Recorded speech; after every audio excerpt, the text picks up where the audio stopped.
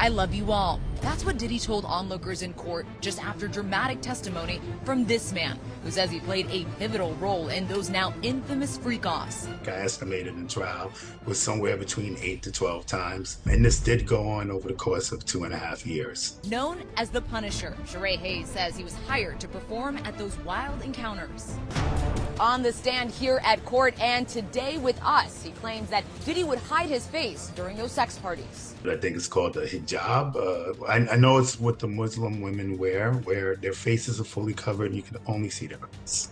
I might have went as long as a year or so into it before I knew who they were. I was instructed to try to bypass the security, I guess, trying to keep privacy to a maximum. All the furniture was covered in sheets. The directions was, I kind of compare it to a photo shoot.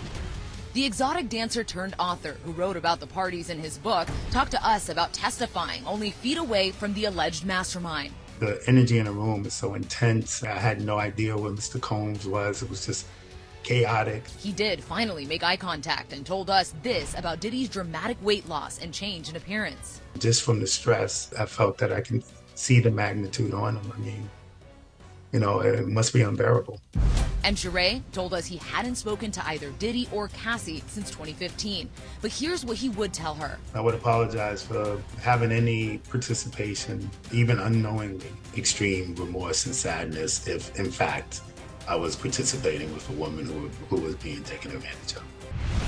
And on day 8 of his trial, there was more dramatic testimony in federal court.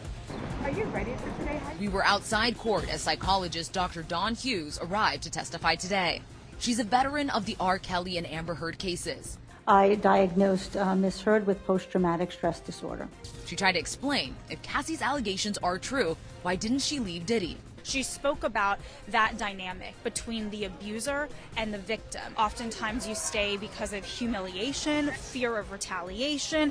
CNN correspondent Elizabeth Wagmeister was inside the courtroom today. Even though she is not testifying about this case, she is not talking about Sean Combs as an alleged abuser. She is not talking about Cassie Ventura as an alleged victim. Obviously, that's what this case is about. So the jury is sitting there and they're listening to this, and you would imagine they're connecting the dots in their head. And prosecutors also showed off new photos from inside Diddy's South Florida mansion that was raided last March. 31 bottles of Astroglide, 25 bottles of baby oil, and semi-automatic weapons, one with the serial numbers scratched off. Just some of the evidence seized from his property. Prosecutors have alleged that these so-called freak-offs are at the center of this entire case. They say that Diddy forced these women into these freak-offs, and the supplies for the freak-offs were often baby oil, Astroglide, and drugs. They have also spoken about his threats and intimidation with this racketeering charge. That's where the guns could come in. They're trying to paint a picture of who this man was all the time, not just one time.